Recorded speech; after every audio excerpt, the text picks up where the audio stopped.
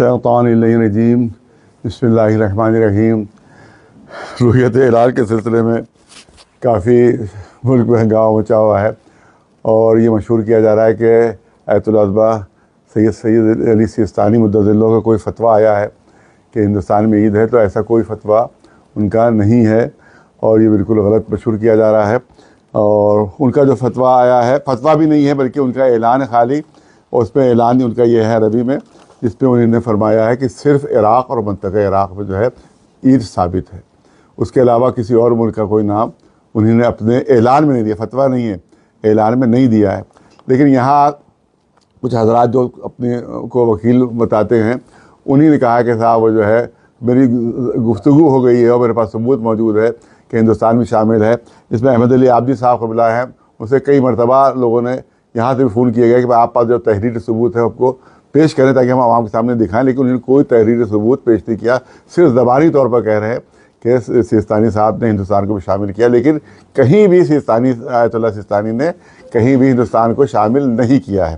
اور دوسری بات جو اہم ہے کہ میرے پاس یہ توضیح المسائل آیت العظمہ سید علی سیستانی کی موجود ہے، یہ اردو میں ہے، انگلش والے میں دکھا دوں گا، یہ اردو میں ہے، اس کا صفحہ ہے صفحہ نمبر 257، صفحہ نمبر 257، صفحہ نمبر 257۔ اس میں انہوں نے طریقے لکھے ہیں کہ کن کن طریقوں سے چاند ثابت ہوتا ہے، رؤیت ہلال ثابت ہوتی ہے۔ تو اس میں ایک جہاں وہ تحریر فرماتے ہیں کہ لکھا ہے کہ حاکم شرع کے حکم سے، مسئلہ نمبر 1740 ہے، مسئلہ نمبر 1740 ہے، حاکم شرع کے حکم سے مہینے کی پہلی تاریخ ثابت نہیں ہوتی۔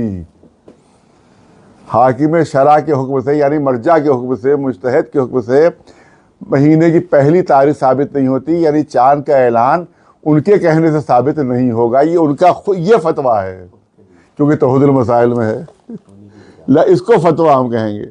وہ اعلان جو ہے وہ فتویٰ نہیں ہے، یہ فتویٰ ہے کہ انہوں نے خود فرمایا ہے کہ میرے اعلان سے چاند ثابت نہیں ہوتا۔ تو جب خود مرجع کہہ رہا ہے کہ میرے اعلان سے چاند ثابت نہیں ہوتا، تو کسی دفتری کے اعلان سے چاند کیسے ثابت ہو جائے گا؟ کسی دفتر والے کے اعلان سے چاند کیسے ثابت ہو جائے گا؟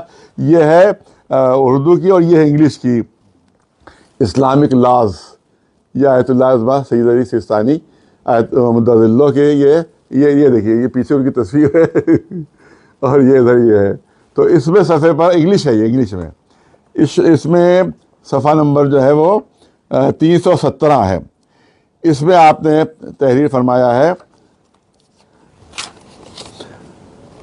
316 ہے، صفحہ نمبر 316 ہے، the first day of any month will not be proved by the verdict of a مجتہد۔ مجتہد کے حکم سے مہینے کی پہلی تاریخ ثابت نہیں ہوتی۔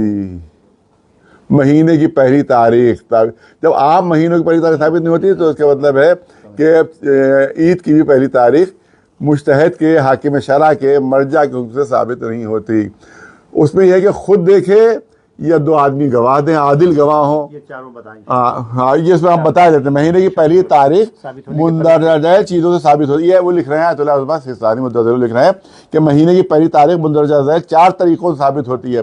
خود انسان خود چاند دیکھے، نمبر 1۔ نمبر 2، ایک ایسا گروہ جس کے کہنے پر یقینی اطمینان ہو جائے، یہ کہے کہ ہم نے چاند دیکھا ہے، اور اس طرح ہر وہ چیز جس کی بدولت یقینی اطمینان ہو جائے کہ چاند ہوا ہے، مثلا 10-15 لوگ جو ہیں وہ آ کر کہہ دیں کہ ہاں چاند ہوا ہے، اور ان کو یقین ہو ان پر کہ جھوٹ نہیں بولتے ہیں، تو ہم سمجھ لیں گے چاند ہوا ہے۔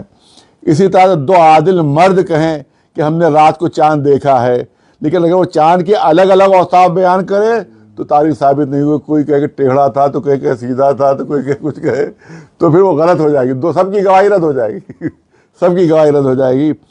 تو لیکن 2 عادل آدمیوں کے علاوہ کوئی دوسرا چاند دیکھنا تھا، اگر لوگ دیکھیں، 2 آدمی آئے کہ ہم نے دیکھا اور 2 آدمی دوسرے عادل آئے کہ ہم نے نہیں دیکھا، تو وہ ختم ہو جائے گا، پچھلی گواہی ختم ہو جائے گی۔ اگر 2 عادل کر کہہ دیں کہ ہم نے نہیں دیکھا، نہیں ہوا چاند، تو وہ عدالت ختم ہو جائے گی۔ تو ہاں اس کا ایسے ہے کہ 2 آدمی گواہی سے بھی مہینے کی پہلی تاریخ ثابت نہیں ہوگی اگر اس کے مخالف گواہ بھی کھڑے ہو گئے. اسی طرح سے اگر شعبان کی پہلی تاریخ سے 30 دن گزر جائیں تب ماہ مبارک رمضان کی پہلی تاریخ ثابت ہو جائے گی, اور رمضان مبارک کی پہلی تاریخ سے 30 دن گزر جائیں تب وہ شوال کی پہلی تاریخ ثابت ہوگی. اس کے بعد اب کل 30 دن گزریں گے. وہ اس کا مطلب ہے کہ اس لحاظ سے, اس فتوے کے لحاظ سے پرسوں عید ہونا چاہیے. اگر چاند نہ دکھائے تب, اگر چاند دکھائی دے گا 29 کا تو پھر وہ کل عید رہے گی. منجموں کی پیشین گوئی سے مہینے کی پہلی تاریخ ثابت نہیں ہوتی, یا اگر یقین و اطمینان ہو جائے تب انسان جو اس پر عمل کر سکتا ہے. حاکم شرع کے حکم سے مہینے کی پہلی تاریخ ثابت نہیں ہوتی, یہ وہ تحریر فرما رہے ہیں.